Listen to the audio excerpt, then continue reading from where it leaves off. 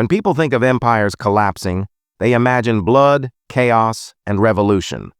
But that's not how power truly shifts. Real empires, the ones built on money, trade, and trust, don't fall overnight. They fade, quietly, predictably, following the same pattern, one that's repeated for thousands of years. And those who understand this pattern don't just survive the fall, they profit from it. Massively, because every time an empire collapses, the world resets. Currencies crumble, markets panic, and while the masses lose everything, a small group, the ones who studied history, make fortunes. This is the power shift pattern. And once you see it, you'll never see global power the same way again. Every empire believes it's eternal.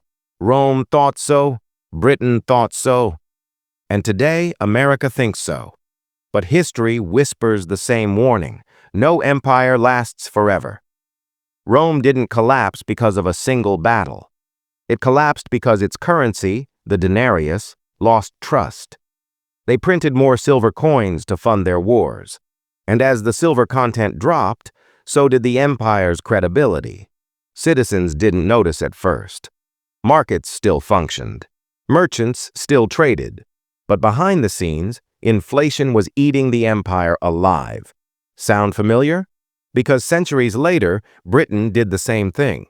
During the 1800s, the British pound was the world's reserve currency. London was the global financial center.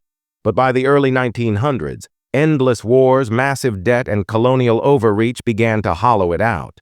Then came 1944, Bretton Woods, the moment Britain's empire officially passed the crown to the United States, and the US dollar became the new king. Every empire follows this same pattern: expansion, debt, devaluation, collapse. And right now, that same cycle is repeating again. For the last 80 years, the US dollar has ruled the world. It powered global trade, backed oil deals, and controlled credit flows. But every empire's currency follows the same script. At first, it's backed by something real: gold, silver, productivity. Then, to fund wars and social programs, governments print more. At first, it feels good. Economy booms, markets rise, politicians celebrate. But the debt quietly compounds, and the empire begins to rot from the inside. 1971, Nixon closes the gold window. The dollar is no longer backed by gold, just trust. And once money becomes trust, the only thing that matters is who controls the trust. Banks, corporations, central planners.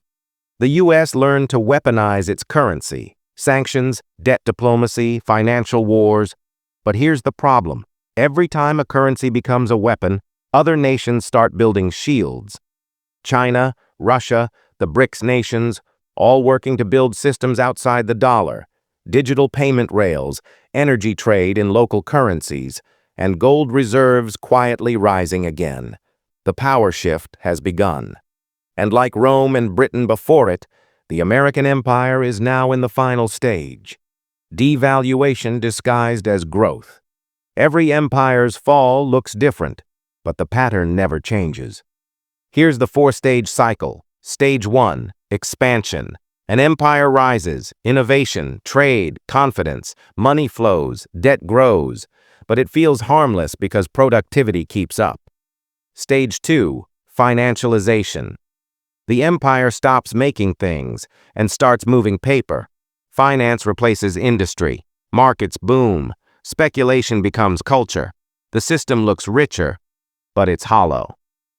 Stage 3, devaluation. Debt becomes unpayable. Governments print to survive. Inflation spikes. Currencies weaken. Trust fades. Stage 4, transfer of power. The world loses faith in the old empire's money and shifts to a new one. Wealth is destroyed for most, transferred for a few. The same investors who spotted these transitions made history's biggest fortunes. When Rome debased its silver, merchants who switched to gold preserved their wealth. When Britain lost the pound, those who shifted to US assets multiplied their money. And today, the same quiet transition is happening. from the dollar era to something new. The power shift pattern isn't theory. It's math. It's history. And it's happening right now. Every empire makes the same mistake, believing technology will save it. Rome built roads, Britain built ships, America built the internet, but tech can't fix debt. You can't out-innovate math. And the US now sits on over $35 trillion in debt, growing by billions every day. Each dollar of debt buys less and less productivity. The illusion of wealth continues until the interest payments consume everything. That's when the power shift hits its tipping point. At first, nothing seems wrong. Markets rally, unemployment drops. Everyone says this time is different. But underneath, real wealth begins to leak out of the system. Foreign investors sell treasuries, gold buying spikes, commodities surge, and quietly, the world's rich begin diversifying out of dollars. That's exactly what happened before every empire's fall. The pattern is so clear, it's almost predictable. In 2008, the world got a preview of what's coming. The system nearly collapsed, not because of subprime loans, but because of too much leverage, too much fake money chasing too few real assets. Central banks printed trillions. Markets recovered. But the cure became the disease, because now the entire global economy depends on endless money creation. This isn't capitalism anymore.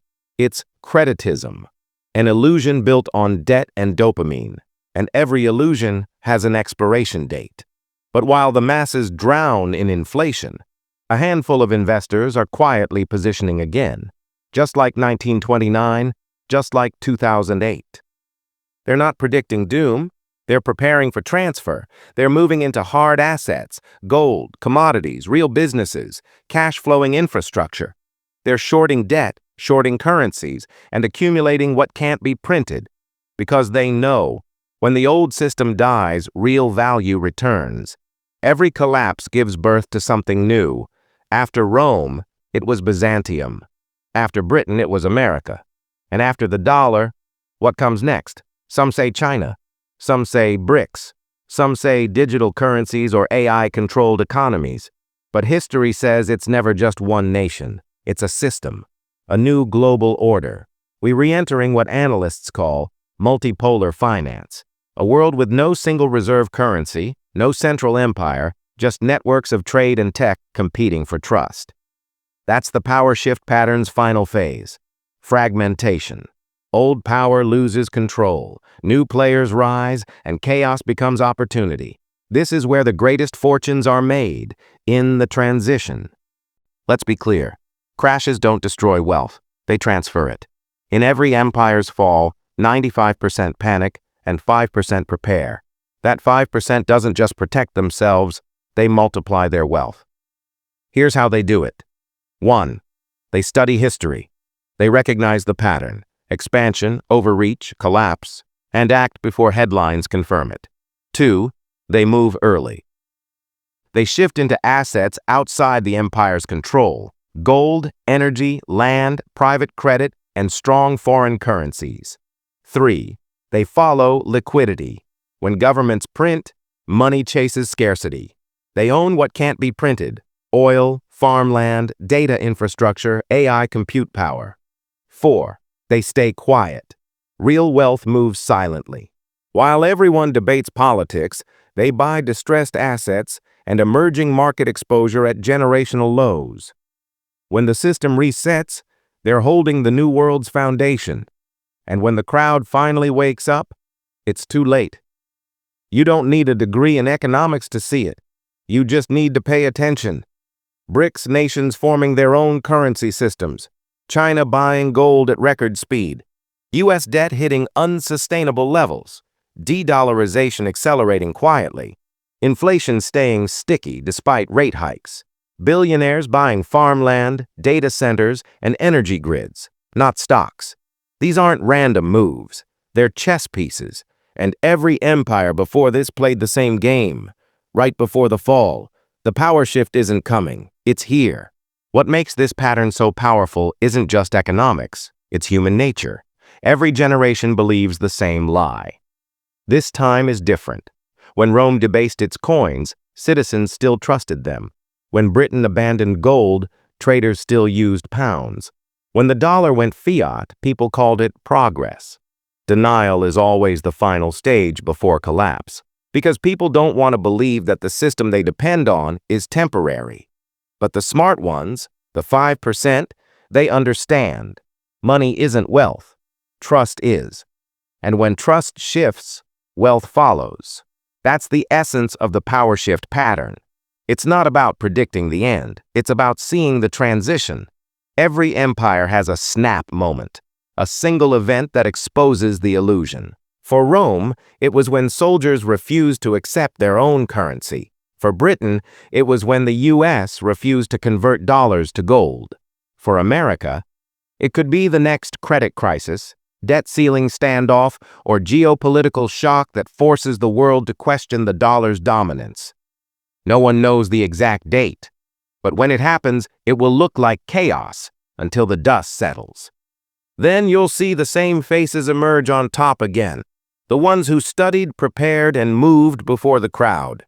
That's how investors get rich during collapse, not by panic, by pattern.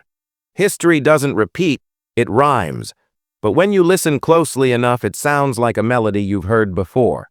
Every empire believed it could outsmart gravity. Every one of them ended the same way: debt, inflation, distrust, collapse, followed by rebirth. The power shift pattern isn't a prophecy, it's a mirror. And right now, it's reflecting the same warning it always has. Nothing lasts forever. Not money, not markets, not empires. But those who understand this don't fear the shift. They ride it. They profit from it. They own it. Because when the world resets, they're not asking, "What happened?" They're saying, "I was ready." You were born in a once-in-a-century transition, a power shift that will rewrite global wealth, currency, and influence. Most people will spend this decade chasing the illusion, the next bubble, the next meme, the next bailout. But history rewards those who think differently, who see through the noise, who understand that collapse isn't an end. It's a handoff. The empires may fall, but the pattern remains. And the next generation of wealth is built, right here, right now. So when you hear the noise, the panic, the headlines screaming about crisis, remember, it's not chaos, it's the power shift. And for those who understand it, it's the greatest opportunity of our lifetime. History doesn't punish ignorance, it prices it. And every few decades, that price gets reset. The world doesn't end, it changes owners. So while most people scroll past the signs of history repeating, a few are already buying the future. The power shift pattern: how empires fall and investors get rich.